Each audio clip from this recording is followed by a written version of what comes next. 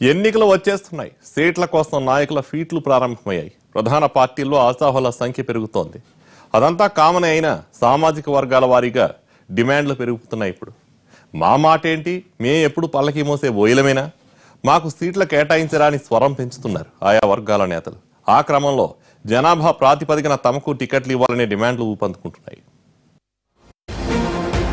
సార్వత్రిక ఎన్నికలు దగ్గర పడుతున్న సమయంలో ప్రధాన రాజకీయ పార్టీల నేతలు సేఫ్ గేమ్ ప్లాన్ చేసుకుంటున్నారు.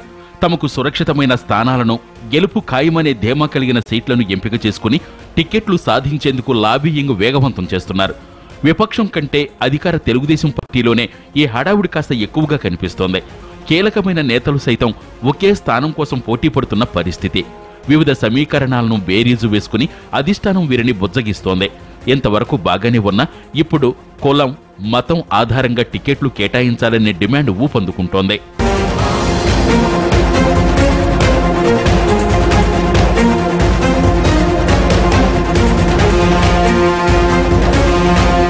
పార్టీ అధికారంలో ఉన్నప్పుడు లేనప్పుడు పార్టీ జెండాలను మోసిన తమ పరిస్థితి ఏంటనే ప్రశ్న లేవనెత్తుతున్నాయి కొన్ని సామాజిక వర్గాలు. ఉత్తరాంధ్ర జిల్లాలో ముఖ్యంగా రెడ్డి, మత్స్యకార సామాజిక వర్గాలు తమ ప్రాధాన్యత కోసం ఆరాటపడుతున్నాయి. ప్రతి ఎన్నికల ముందు ఇలాంటి డిమాండ్లు సాధారణమే అయినప్పటికీ ఈసారి పట్టుబట్టి టికెట్లు సాధించుకోవాలనే కోరిక వారిలో బలంగా వ్యక్తమవుతోంది. ఈ నేపథ్యంలో ఓటు బ్యాంకు ఆధారంగా తమకు అవకాశం కల్పించాలనే డిమాండ్ రెడ్డి సామాజిక వర్గం తెరపైకి తీసుకొచ్చింది. వాస్తవానికి ఉత్తరాంధ్ర జిల్లాల్లో రెడ్డి, రెడ్డిక రెండు వర్గాలున్నాయి. వీరిలో రెడ్డిలు ఓసీలు కాగా రెడ్డికలు బీసీలు. కానీ వీరిద్దరూ రెడ్లుగానే చలామణవుతూ ఉంటారు.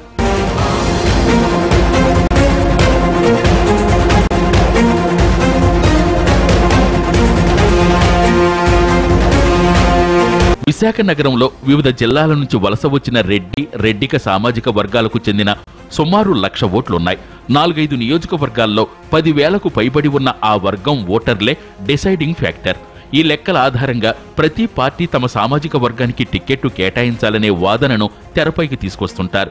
వైసీపీలో సీనియర్ నాయకుడు, గాజువాక సమన్వయకర్త తిప్పల నాగిరెడ్డి ఇదే సామాజిక వర్గానికి చెందిన నేత.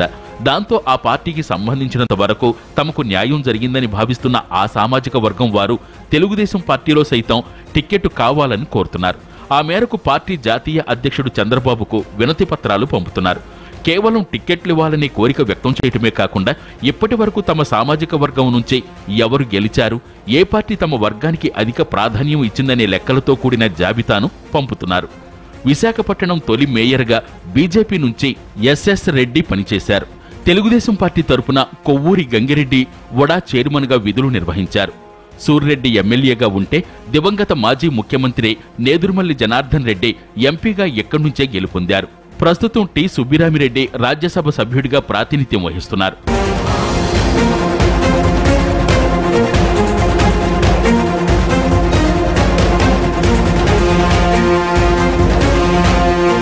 సదరు వివరాలు ఫోకస్ చేస్తూ కాంగ్రెస్ హయాంలోనే రెడ్డిలకు న్యాయం జరిగిందని, ప్రతిపక్ష పార్టీ వైసీపీ సైతం తమకు సరైన ప్రాధాన్యం ఇస్తుందనే అభిప్రాయంలో ఆ సామాజిక వర్గం ఉంది.